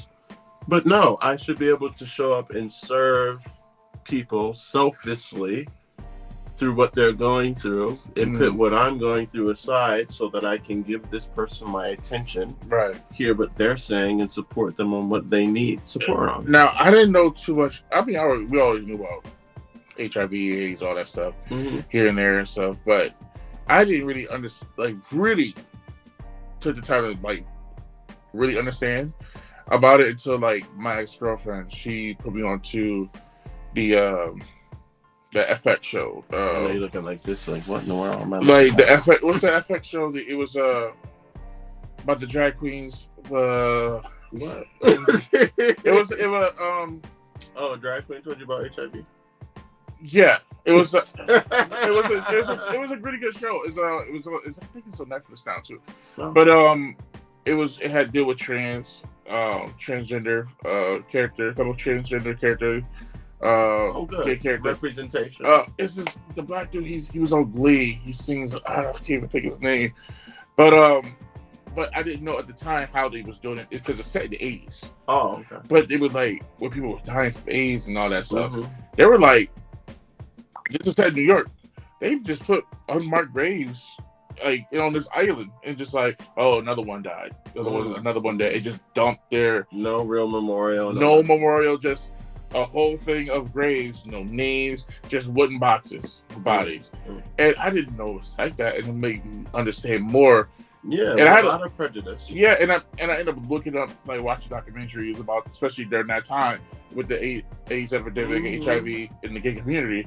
I didn't know. Of course, how they bad, didn't care because it was affecting gay people. Yeah, I didn't know how bad it was treated. No one cared until straight people started. No one cared. I think no one cared until Magic Johnson got HIV. He played a big role, but from before that, and you know how many gay accusations he got? Yeah, and because that was the stigma. You were gay, you got AIDS or HIV, so you're gay. And that's not the case. But watching it unfold in the show and how people were getting treated, You just don't know until you get shown. And no one wanted to hug them. Right. Right. And like I remember like sitting here with my ex, and we was just like, that was our show to watch. Like everything was every Tuesday or Wednesday, whatever. We'd get there, watch it, or try to watch it later. But that's why this whole COVID thing is just like, are we still really gonna do this thing where like, oh, well, you're Asian, you must have COVID. Like, really? Are we really still doing this? I'm just mad that people are wearing masks now when nobody wanted to wear masks in the first place. But now it's okay. Everybody want to wear ski masks and stuff. I'm still trying to figure that out. We're like, now it's a fashion thing, but nobody wanted to wear one before. Well, that's more of the kids being emo now. They don't want to be. No, these are grown. Some of you people are grown. Grown and funky and mushy. Wearing these masks. But yes, you being you and doing what you need to do and getting yourself out there and making awareness for others too. Like, I applaud that. You know what I'm saying? And I'm all for people being themselves, especially like me. I'm all about that. You do the same with your podcast and the stuff you do? Because the first episode I clicked on was something about Black representation in either comics or games or something like that. Right. And I was like, oh, as soon as I heard that, I was like, oh, good. Then, I'll be on the show. Oh, there you go. Oh, if you're just talking some mess. Oh, no. See, no, I'm always want to put stuff out there. I have nieces and I have a nephew. And I was just like, for them especially, I want them to be able to put something out that I know I did. Even though you got all this crazy stuff out there going on, I still want to be able to put something out that they can know that, hey, there's something positive out there. My uncle's doing something, Right. I'm shining light to other things. Like, that's why I feel like having you on is such a important situation. Wow. Because it shines light. Shines the light to everything. Right, let's get through it. What is this one? So let's be over an hour. We gotta be. But that's the beauty of the podcast. Listen, and it's my show. And it's my show. All right, go ahead. Shorten this. What's going on? Race play. This is the one that gets people because we're not allowed to talk about sex. No, we're not allowed to talk about race. Yep. So now we're talking about them together. So now, if you guys listening, if you're listening, it just says Race Play is a picture, and it has actually a historical famous picture. I forgot his name, but Will Smith played him in the movie. What? This guy, Will Smith played this character in the movie. No, what? Boy, you way off. They're right there. Okay, the album cover says the Race Play. And as a nerd, you should know what. Oh yeah, and inspired by the Jungle Book, is it? The Jungle Book? This cover the Matrix. Oh. Come on, really? Come on, man. Right. So the cover is Race Play in green Matrixy looking letters. Yep. And you've got the Matrix coding kind of coming down. And hidden in the text, there's some sub messages that you probably wouldn't notice unless you're looking at it. Oh, okay. Stop. Oh, I see what you're doing. Okay. Right, which is kind of a sub. So most people don't notice it when they're looking at it for the first time. So when you say the Race Play, explain. Well, I'm talking about race. I'm talking about race in a format that's going to kind of be in a playwriter's form. Okay. Right? Because race and play. So I already know when people read this title, Race Play, what they're thinking. Mm-hmm. And I'm capitalizing off of that. Okay. And that they're going to go in, yes, it is about that subject, but not in the way that they think it is. Okay. And then I'm banking on it that when they get to the end of it, that they're left with some thoughtful ideas. Okay. And with the, one of the songs is called All Whores Aboard. And this picture, his name is Whipped Peter. He's a slave, and he's kind of a George Floyd of his time. Yeah, that's the one. This is the person that Will Smith played in the movie. I'm gonna have to fact check you on that because I never heard of that. I've never heard of no Will Smith playing with Peter. It's the one that's on Apple. It's a black and white movie. I'll check. Like I said, I'll fact check that. You go ahead. But with Peter was his photo. This portrait of him was taken and his photo started circulating the northern states, which is one of the reasons that they finally said that slavery was bad for black people, because they saw the whiplashes on his back and stuff, and they realized how violent slavery was. Okay. And so he started to get the northern states to talk about the abolishment of slavery. So he's kind of like a George Floyd, how George Floyd made everybody finally, after years and years of police brutality, talk about police brutality. Well, also it was on recorded. Right, so, and recorded. So that's the irony. His picture was taken and floated around, it went viral for his time period. Went viral. But Race Play overall talks about my experience as a black man and what does it mean. Okay, well, you can't show all this now. Oh, we can't show this? This is going to be on YouTube. Oh, not this part. We can't show this. There's one I have that's marked out. This one. Okay. Yeah, that's tamer. And this one. Yeah. So Race Play talks about if you're a black man and the Mandingo experience and what that means for you. That's that. Okay. Race Play talks about what it means to be a white woman, damsel in distress, surrounded by the BBC culture. Like the white girl on the couch with a bunch of black dudes behind her. Of course. Right. It talks about all the tropes, all the I think they literally just the fetishization. But it does it in this way that's because I don't want to give too much about the album. It's something that people need to listen to on their own. But it does it. I'm banking on your first thoughts of all those things. Okay. And then you listen to it and you're going to say, darn it, he tricked me. And it's really a test for yourself. Right. So it's playing on like what you know and you think you know. So you got to do some inner work yourself. And then it gives you kind of like this M. Night Shyamalan ending where you're like, it gives you this, who's the other one? Jordan Peele ending, and you're like, crap. Okay. But no, it's just, I'm a black man. I'm gay on top, but, I'm a black man. So you're getting the black man experience and what that means for us as men who we don't really talk about these things. The history behind it, and then it challenges our implicit biases with our attraction to like whiteness and stuff.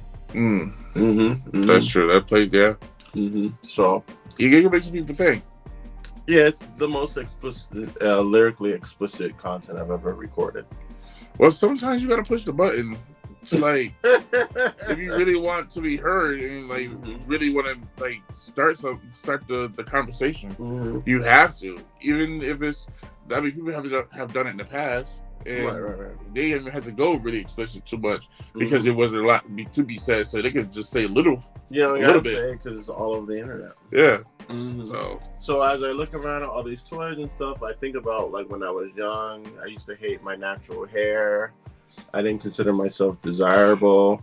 I wanted to play with the white toys, the Batmans and Supermans. I didn't want to be the black characters because I wanted to fit in. I wanted to be what society, quote unquote, said was normal. Right. You know what I mean? You mentioned that earlier about internalizing that stuff. Did I have like the white phase?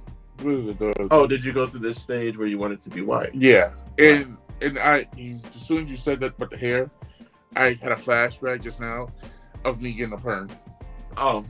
And I wanted to. I was in high school, and everybody's predominantly black and Puerto Rican. It wasn't necessarily being white. It was like I wanted my hair to be like the Puerto Rican dudes, right. Because the hair grew faster and it was like long. It was all cooler. And as soon as I got the perm in, it's like I felt like this was Corey from. Sean from Boy Meets World. That was the first thing I like.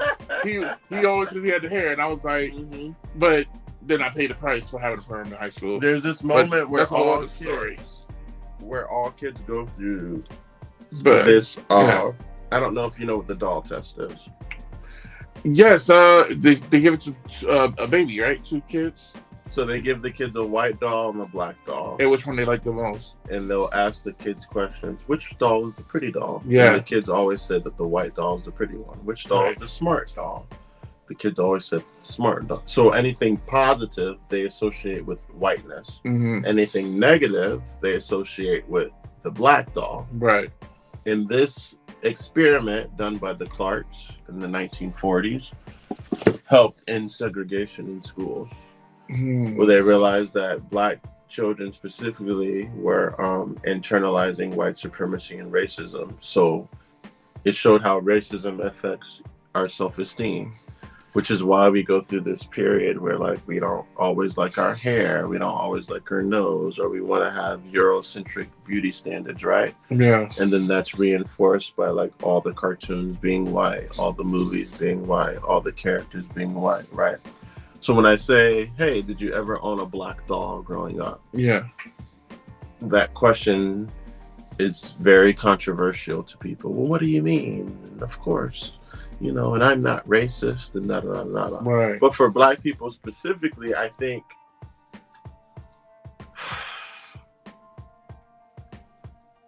when I look at someone like, I hate to say it, but when I look at like a Michael Jackson or a Little Kim, I understand them completely.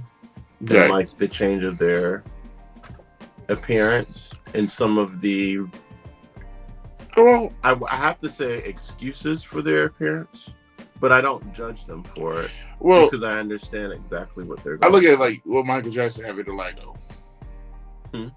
Michael Jackson had vitiligo though. Yeah, no, he had that on top, which was true. Yeah, but then he also had. But I think the doll test explains someone like a Michael Jackson who was born during the Motown era. What explains kids? An era of segregation and stuff, and how that can be internalized. Right. I definitely see that. Whether it's true or not, I don't know, because I'm not Michael Jackson, and only Michael Jackson could tell it. True. But from the outside looking in, as a person who is, we have a way of like judging each other just for being products of racism as black people. Yeah. We tend to judge each other just for being products of racism. But how about no? How about people are going through healing? People are going through, you know, working on their self-esteem, working on their self-confidence, and we should embrace them and hug them and encourage them, not put them down on top. Right. You know what I'm saying? Right. So, yeah, I went through a stage until, you know, for a long time, I'm sure my mom was like, oh, he needs some black films. He needs some black movies. He needs to know that he matters, that his identity is black. He's beautiful and all those things, you know. So now I'm like growing my hair out for the first time. I'm doing a lot of things that like, wow. Yeah, are you about to get braids? Yeah, I want to get box braids. Yeah. No, don't do that. I'm not light skinned enough. No, you twist. It really depends on how the length of your hair is. But like the past couple years, I was like, oh, I don't want to be, you know, I want to be Blade for Halloween. I want to be Black Power Ranger for Halloween. I want to be black characters for Halloween and stuff. And I tried to like get other black men to be with me, but because black men, all of us as black men are going through our own journey, navigating through it, we didn't necessarily show up for each other in the way that I was hoping. Okay. You know what I mean? But we didn't have this stall conversation yet. Right. So I was expecting, I made a party called Black Dudes Rock, thinking that all the gay black men were going to show up and support each other and be able to talk with each other, and we're in this fight together. But I forgot that, black men are going through gay black men are going through the same things that I went through. Right. You know what I mean? Gay black men are working on self-esteem like I went through. You know what I mean? So we're not always confident and ready enough to show up for each other. Yeah, I was just watching an interview the other day with Saucy Santana. I like him. He's funny. He's funny as hell, man. I like him. Like, he's cool. Like, he's cool. Like, because I like that he's himself. Right. He's unapologetically himself, 100%. You know, like all that. So it's like, I love Saucy too. Saucy yeah. Santana. And they asked him if if you were to have a son, would you want him to be gay? Who asked that question? This is, I think there was on a magazine shoot or something like that. Would you want him to be gay? Like, would you want him to, like, it's one of those things, like, would you want him to be, yeah, that's good. I don't know how they came up, but the thing is, they asked him, and he said, he's like, no, I'd rather him be straight. Right. Because he doesn't, and he doesn't want his life to be harder. Yeah, he did. Chelsea did say, like, he wouldn't matter either way. If his son was gay or straight, but like you said, it was a lot hard. It was so much harder for him to be gay, straight, black. Just don't want that. So that was his thing on it, right? Which I can understand. Right. So with me, I'm the same way. Questions like that are trying to be problematic. Like they're looking for tea and shade and juicy cover story. See, I don't think it was, because I think it was the conversation was. People used to say, the debate is, are you born gay or is it something you choose? Right. And people like to do this whole choosing thing to make themselves feel like they have power over a person. But the reality for me is, I knew I was gay at 6 or 7, and so when I became old enough to understand it, I did everything in my power to not be gay or try to convince myself I was not gay. Okay. Because I didn't want my life to be hard. Right. I was already black. Or harder. Right, harder. Right. Yeah. I'm already dealing with racism. Why do I want to deal with homophobia on top? On top of it, yeah. So why would I choose a life that's going to be harder for myself? No one chooses a life that's going to be harder for them. I wanted to be like the quote unquote normal kids. Right. You know what I mean? Because you want to fit into what's normal, quote unquote normal. So yeah, I dated girls trying to, maybe hoping and praying that maybe I'm not gay. I tried watching straight porn, praying and hoping that maybe I won't be gay. Right. Because I didn't want to have to deal with being different. Now, when you were dealing with women, did you just feel like this ain't working for me? Right, because it's like, you're being. It's almost put you in this state of desperation. Yeah. Maybe if I date some girls, I won't be gay anymore. Right. Maybe it'll cure me. Right. And then you've got society on top that feeds into all those narratives anyways. Right. So, of course, yeah, I had my moments of dating girls, trying to fit into the status quo, but none of that was working. So I had to just finally admit and learn to love myself. Right. But we don't allow people to admit and love themselves. That's true. Yeah, right. So, yeah, I don't think anyone, or at least in a lot of cases, most people don't choose a life of marginalization. Right. And then, if you there are those cases where, I've been dating one gender for so long, and then, it's never really worked out, so I decided to try something different, and Yeah, that happens, but that's that's nowhere near the number of people who are just naturally like that 6-7-year-old who I can already tell. See, this is why I noticed in the strip club industry. Just knowing, just from the lesbian side of things, it's like I see a lot of girls, they just date the wrong dudes over and over, and they, you check what you put out. That's a misogyny thing. You dated the wrong guy, so we can turn you from not being a lesbian into a straight. No. I would think, but I've seen the girls say, "Okay, you're a lesbian. Okay, cool," but then they go go back with the dude again, after literally not understanding what they're doing. It was like, do you know if you are you in stay in one place, if you can, to figure out what you want to do. Our sexuality is so much more fluid than that. Yeah. And I think it just depends where you are on that. Because I just see some girls that be that scale. I just see some girls that be they'll date whatever type of dude, and then they get screwed over or whatever, and they just hop the fence, and deal with that, but end up still attracted to that same person, just a different gender. Now, a lot of lesbians are lesbians. Or the same gender, sorry. Yeah. It's just like girls, but they're still women.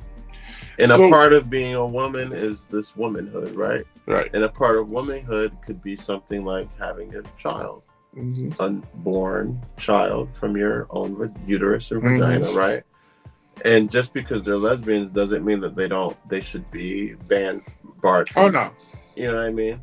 So a lot of lesbians, it's just like if two guys do find a male that they want to have kids with, but that doesn't make them less of a lesbian. Okay. You get what I'm saying? I've seen all the sides. That means they put in the work to achieve what they wanted. Right. But I think it comes more as they get older, because when they're young, you're just doing everything and anything. You're just figuring it all out. I saw a thing before. It was on Insecure, episode Insecure. I'll never forget it, because girls have that thing of they were in college. Oh, I was experimenting, but the guys don't have that. No, the guys don't have that at all. So it's like I'm like, if he just tried something, experimented, why you got to be gay his whole life? But clearly he tried it and said, "Oh, this is not for me." Yeah, right. So, but the thing is, on the episode, like, this guy was perfect for the chick, like everything. He, and they just had this one conversation. It's like, "Oh, how was high school? You mean college and stuff?" She said, "Yeah, she experimented." He said, "Did you do anything crazy?" He's like, "I did too. I experimented in college too as well." And decided it wasn't for me. Yeah, right. And she's like, "What do you mean that she experimented?" But it was all right with her. But when he said it, he did the same thing. And he's tainted now. Yeah, so it's like, oh, and then now she talked to her friends the next day. He's like, yeah, he gay. Right. Yeah. So the thing I've learned with the girls and how girls are homophobic. Because girls are homophobic in a different way than guys are homophobic. Yeah. But yeah, like, so if a girl says, "Oh, tell me about your sexual history," to a guy, and she finds out that a guy experimented with the guy, then he realized it wasn't for him. Right. And he's moved on. Now, mind you, he knows he understands himself more than most people. Right. But she's gonna say that he's tainted, he's not man enough, and all this, right? Exactly. Right. Even though he treats her better than the guy around the way. And that's literally what happened. Even though he's more responsible than the guys around the way. Even though he has a better job and is more financially secure than the guys around the way. He's tainted. Right. Okay. And so she'd rather be with the dude who treats her bad. And she'd rather be with the guy who's toxic. She'd rather be with the guy who's a bum just because of that one little fact. And the thing is, he asked her, "You just want to experience in college?" And that mean I'm gay? I just tried it and I didn't like it. Right. And she's like, I was just like, "So you mean this or that?" And she really didn't have an answer. She's like, it's just gay. I'm sorry, it's just gay to me. It's like I can't mess with my man. Can't be. No, he got like I know that he got fucked up. I was like, wow, that's crazy. The double standard. Right. But also, like, I tell the guys when if they ask me about training when I'm at work at the club, you're gonna get this notion when you're trying to tell people not to do certain things. Like, there's no touching the girls. Don't touch. Late women are the worst. Are the worst culprits of don't touch, because a lot of the women feel, "Oh, I got a vagina, I got breasts," which means I don't have to consent to anything. Yes. It's the biggest one. They will touch, they will kind of fist. I've seen it all, and it's like, hey, stop that. Right. And they will look at me. Have a pass just because they're a woman. Yes, and they will literally look at me. And it's like, "Oh, what, you don't like girls?" I'm like, what does that have to do with anything? Ladies, one, this is my job. Two, you don't supposed to do that. Right. Nobody else is doing that. One, you're just doing too much. And then what does me not liking girls got to do with me? And again, those are professional victims. Yeah, okay. Because the moment it happens to them, the world's ending, isn't it? And that's one of the things I'm like, "Oh, you didn't consent, and I'm a woman, and how dare you?" And that's exactly the main one. And that's exactly what I try to tell some of the women. I literally try to say, "What if you were up there? Would you want that same thing?" You gotta show a little respect. Even though she's up there, she's dancing. Show some respect, because we already got the stigma out there. You already know. but it don't mean you can't show respect. I couldn't be gay and no bouncer or whatever. Because I'd be like, so why your dyke ass up in here? but you get straight women, you get lesbians. I know. But I have a field day with that. But there always it's always an overzealous woman. Mm-hmm. That's always the rules don't apply to her. Yes, every time. And that's the professional victim. And I'm like, yo, you can't touch. And they always want to put, and I tell the guys all the time, don't get offended. Don't get mad when they try to test your manhood. And like you can like girls or guys, whatever, but they will use this on you. They're trying to message you. Say where the strip club is on camera. Meets Cabaret. Oh. In Hartford, Connecticut. I tried to apply to DJ there, but I never had that. Did you ever try? I mean, we'll talk about it after. Okay. But yeah. So the they would use that like, oh, you don't like girls? You don't like girls? I'm like, dude, what does me got liking girls? What got to do with me doing my job? Every time. I kid you not. Every time. And it's like, dude, we try to make sure that nothing happens. This is a safer environment. Safe for the liability of everyone. And the thing is, our club is one of the safe. Honestly, it most likely is the number one safest club for the girls because we make sure that they get walked to the cars. We make sure that like we make sure they only. I'm so glad I'm a gay man. I don't have to deal with all that. But it's crazy. Like I be telling the girls all the time, like, yo, sex trafficking is a thing, right? Gay men, we have our consent stuff, but we have more of a general consensus, right? Of like, so at a gay bar, when I say a gay bar, I don't mean like a gay bar where girls, guys, drag queens, trans women, and everybody all goes. Those are like pride. Right. Pride nights and pride bars. Okay. I'm talking about spaces designated for gay men specifically. We have our own rules and regulations of consent that are amongst us as gay men. Right. And if you're someone who falls outside of that, like your jurisdiction, your rituals don't apply here in this space that is supposed to be for gay men, right? Now, because we're men and you have this whole feminist movement and stuff, you're going to have people say that, oh, well, if you're a man, well, you don't need a space to yourself because you're not marginalized. But that's bullshit. Okay? Straight men need spaces to do straight men shit. Right. And gay men need men's spaces to do gay men shit. Okay. Oh, yeah. And queer women, lesbians, and trans folks, they all need their own spaces to commune amongst each other and handle problems that are relevant to that specific community, right? But we've gotten to this diversity and inclusion shit that is being done so wrong and inappropriately that like we've totally missed the message.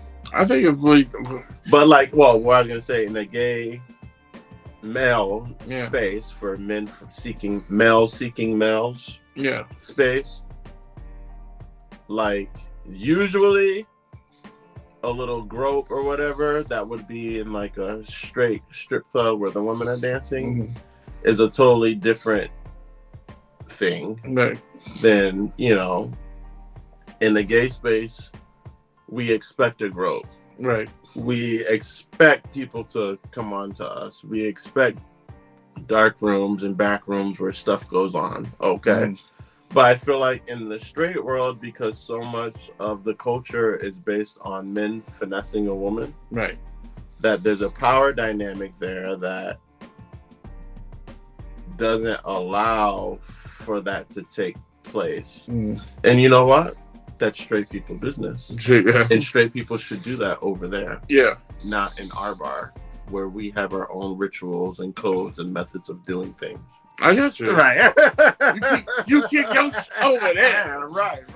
We do what we do. Because gay men, we're doing just fine. The way we operate. Don't bother us. We won't bother you. We don't need a woman to come in, and we don't need to come over to women's spaces and do that. But people have this whole diversity inclusion thing all wrong, where they think that these individual communities don't need their own space for themselves, but they do. See, this is what I'm hoping for. The open dialogue that we're doing right now, talking, and laughing and learning and stuff. And, you know, it's the best thing for everybody to do, for others, you know. If you don't know, ask questions, you know, but also make sure you know, before you ask it, make sure it's not sounding like weird or like, you know, you know, you don't want to come off sounding ignorant either too. So it's always good. What's that saying? There's no dumb answer. I mean, no dumb question. Right. You just want to know. You don't want to be, you know, stupid and oblivious to what's going on. Like if I didn't take the chance to ask my coworker Casey or talk to my boss, my old boss, Shan. He was openly gay, and he go to pride parades and ask the questions and all that stuff. Right. Let me know. He told me. By the way, you make the best macaroni and cheese on the planet. I swear to God. But and then also, you know, and not keeping myself with a veil over my eyes, like you know, not, you know, kind of, you know, and sticking with certain people. Like I don't hang with certain people, right? Of course. That keep that mindset. Like there's some friends that we went to school with that I, you know, connected with over the course of some years, whatever, and like saw where they were at and like how they are. Cool. But mentally, I'm like, I can't be here. Well, to wrap this up. Always have a good dialogue, y'all. Ask questions. I'm gonna shout out 2 more things. Wrap this up. May 17th is the anniversary of the doll test. Okay. Constructed by the Clarks. And where can they find you too? Oh, EphraimAdamz.com. Oh, child, Google me. Yes, Google him, please. Yeah, May 17th, we're gonna have a walkthrough, like you're walking through a dollhouse, hopefully. I don't know what that's gonna be called, but I'm still creating it, so that's that. And then in June 2nd, I'm having a sex workers convention of sorts. It's probably going to be called something like Consent. Is that going to be in Connecticut? It's going to also be in Hartford, hopefully. Okay, all right. And that's going to talk about advocacy in the sex worker community. Is that going to be more like a convention type of thing? Yeah, it's going to be like a convention. Okay. So you're going to have like your sex toy vendors, because you've got this whole capitalism thing. Yeah. And then you're going to have your content creators. Okay. You're going to have your health and fitness, because if your body's your profit, you got to keep your body together. Yeah. And then you're going to talk about racism in the porn industry. Okay. Right. And it's going to be good. And then the last thing I'm working on is hopefully some girls, transgender girls, in the community have been discussing. They're trying to start a night where men who are open to being with trans women can come out to mix and mingle. Okay. But right now, the problem I'm having with that is no one wants to do any work to like get that going. They want to come to the come to the spaces where the men are looking for men and complain about why gay men are looking for other gay men. No one wants to put in the work as to why we should start a night for trans women. Okay. And be the face of that and put in the work to make that happen. I think that's what anything that if it's especially on a startup, no one wants to do the work. Right. Build it up. They just want to come party when it's done. Yeah. And then leave when it's time to like clean everything up. Right. And leave when everything. Oh yeah, I'm about to leave. What time is it? Oh, right. Before they start cleaning. No one wants to do the work of getting the word out. No one wants to do the work of finding a venue. Yep. No one wants to do the work of, doing the business startup. But I think when it does happen though, it's gonna be off the hook. It's gonna be exciting. It's gonna be great, right. And you go set a standard again. So now I get to be a part of that change. Yeah, man. They're gonna dog me out, but I get to be a part. But they're gonna know your name though. They're gonna know your name. That's important. They're gonna know who you are. Okay, well, thank you for having me. Yes, this is BearatNight podcast, y'all. Thank you to Mr. DJ. Oh, and I feel like Ephraim I didn't Adamz. shout out any characters. Oh, so this is a nerd thing. Oh God, I live for Zach the Black Ranger. I live for Black Lightning. I live for Static Shock. I live for Blade. Once again, I live for Black Panther. I live for the new Batwoman. That was the first TV show, but I live for the first guest in that. in the house, in the room, besides being, via satellite and whatnot. So he get to see more than a lot of other guests get to see because he's here. So, he's here. But yes, thanks for coming on and sharing. Thank you for proud of you once again.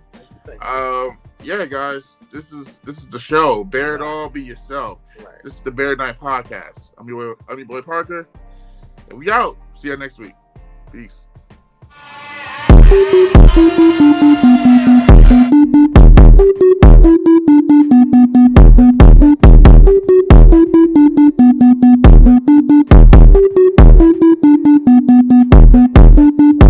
are now listening to BearatNight podcast with your host, Jurassic Parker.